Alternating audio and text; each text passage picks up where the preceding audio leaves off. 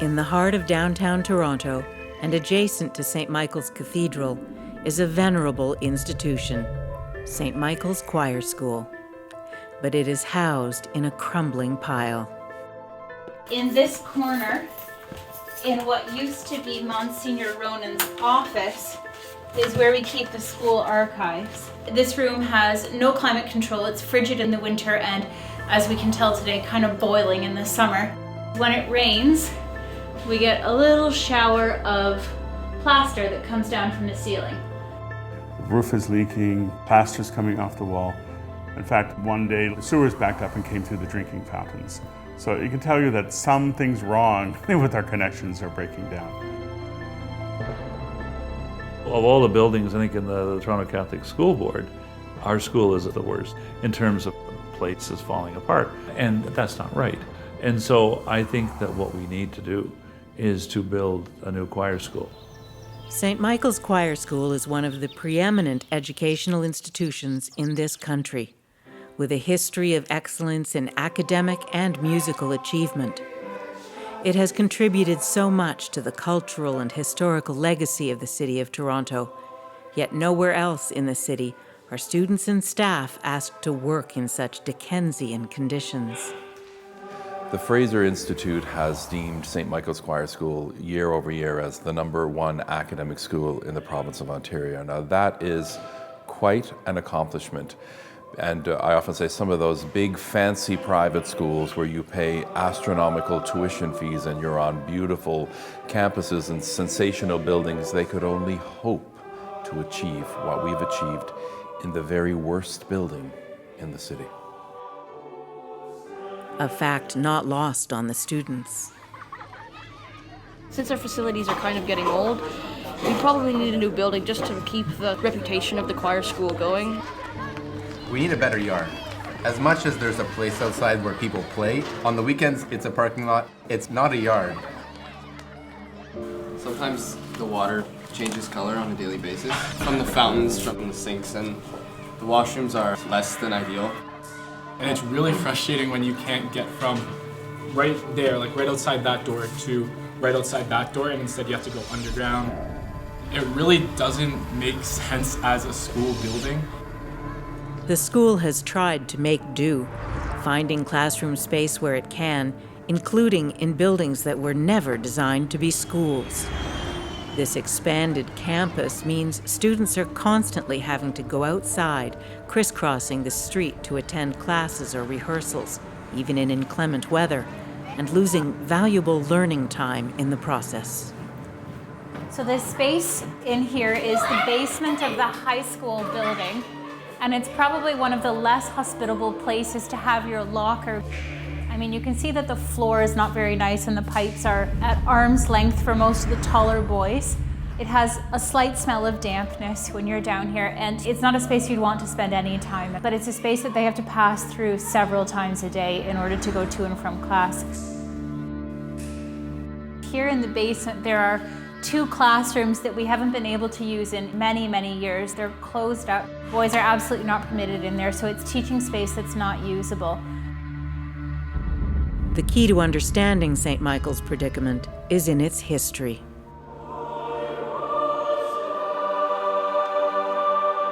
In the early 1930s, Monsignor John Edward Ronan was the director of music for the Archdiocese and the cathedral. And he always had a small group of boys singing in the cathedral, but he had a vision to build a school in the style of the European choir schools.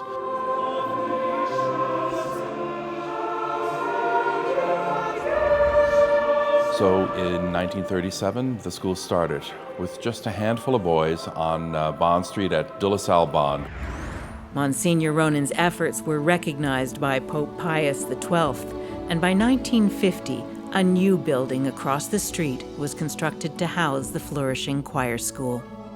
A victim of its own success, the school soon outgrew its humble surroundings.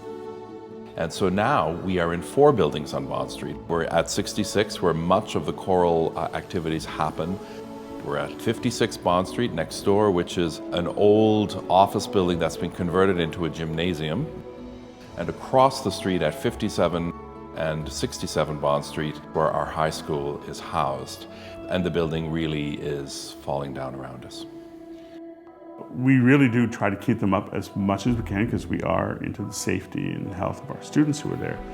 But it's just getting harder and harder to keep it at that level where it's safe for them. They really do need a new building. The unique function and structure of the choir school puts it in a challenging situation. Its academic side falls under the auspices of the Toronto Catholic District School Board, and they have formulas that govern where their educational dollars are spent. It's not a regular academic school, so the Ministry of Education would have a formula for X number of boys equals a school, and it would look like Plan A or Plan B. You could choose. But the music curriculum requires very specialized space and equipment not accounted for in Education Ministry guidelines. But we have 275 boys in 4 or 5 choirs in rehearsals, often at the same time. While we can't just have one music room or one choral room, we need multiple spaces.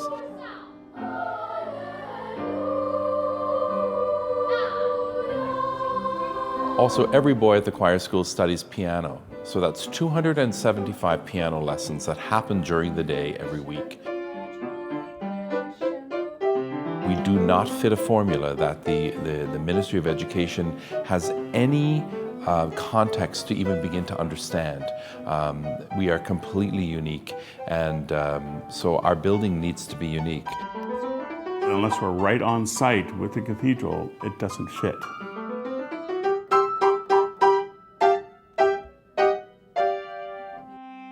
We are there in the cathedral every day in rehearsals, singing at masses. So really we need to build on this urban plot of land. And building in an urban situation is more expensive than building in a farmer's field in the middle of nowhere. It's a challenge, but one that can be met with a modern urban design that pays tribute to St. Michael's illustrious past. Retaining the historic facade of Monsignor Ronan's beloved school while constructing a purpose-built facility that can accommodate the full music curriculum as well as the academic needs of a 21st century institution. Soundproof rooms would be nice for the music, or soundproofed walls. Crucial to the choir school is a proper music library with temperature-controlled storage facilities.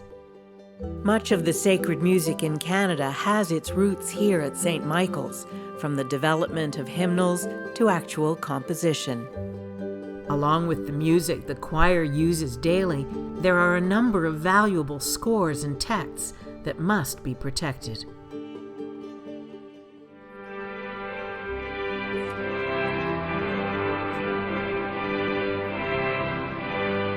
If you are in any parish, especially in Toronto, if you see a man playing the organ or conducting or singing, go up and ask him, did you go to St. Michael's Choir School? And I bet you there's an 80% chance the answer to that is going to be, yes, I did.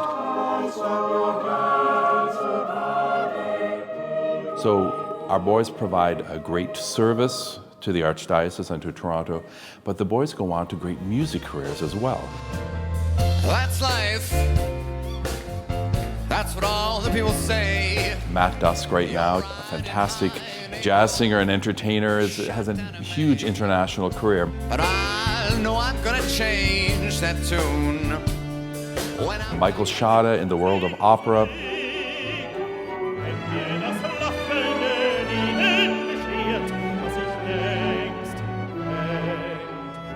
And of course, Michael Burgess. We are so proud of what he accomplished.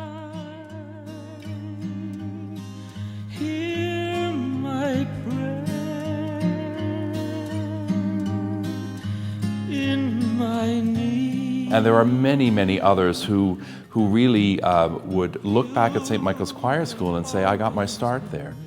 We formed our group when we were in the school.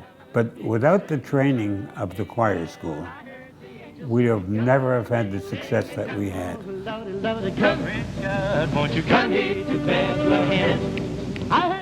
From solfeggio to Gregorian chant to all the liturgical music, you know, And then, of course, then we were doing the pop music of the day, which covered all the bases. Who was born my brother, born in Bethlehem. If we talk about importance of this school in Canada, not only for the experience of, building friendships or the education, but the fact that there's also a musical education side to it, which puts you into an environment of thinking differently. And I think that builds character.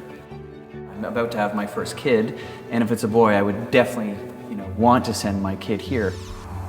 It is an art school, but not just for the sake of expression in terms of the artist's expression, but to enliven, enrich, inspire the community, and that's a beautiful thing. I think that Monsignor Ronan was interested not only in providing good music for the cathedral and the other places where the students would go later on, but that it would have a profound and formative effect upon their own hearts. I've had 2 boys go through the choir school, and this place has been an amazing place for bringing them out, giving them confidence.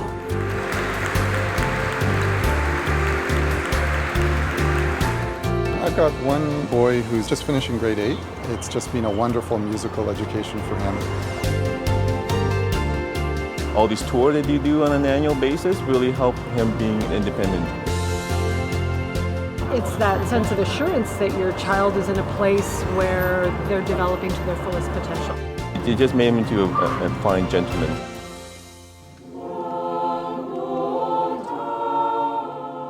A big part of our school is the pursuit of excellence, choral excellence, of course, excellence in academics, and also the dimension of service. We pride ourselves in the work that our boys do, the service they give, not only in concert halls or in the cathedral, but also in hospitals, at seniors' homes, bringing the joy and the love of music to the broader world.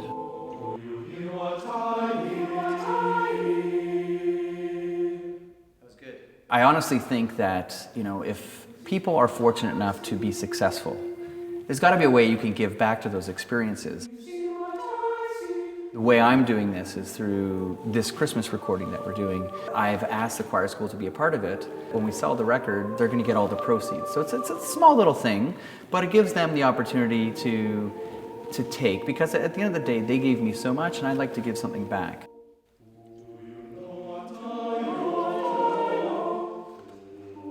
And the donation doesn't really have to be huge. It's just if you think about it and you make that step. If you're a billionaire, then please give more.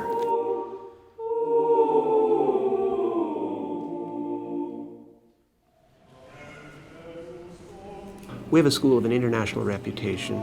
We need a building commensurate with that. We really hope that through this capital campaign, not only will we build a new building, but we'd like to be able to put boys in that building, regardless of financial means.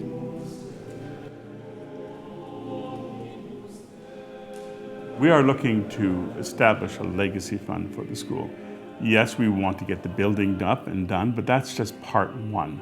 Part 2 is establishing some kind of endowment fund for tuitions so that we don't have to keep raising the bar beyond those families and those who have great talent, who really wouldn't get to explore it otherwise. So we're appealing to donors to donate to the bricks and mortar, but also donate to put a boy in that room that you're helping to build. And that is what we're really hoping is going to come out of all of this.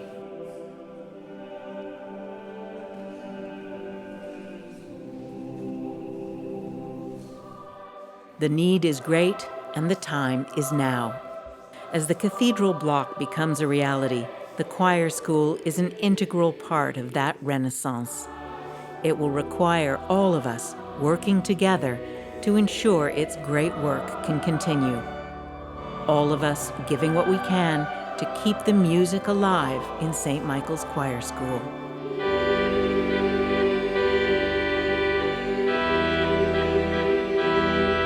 Think what would be lost if we don't.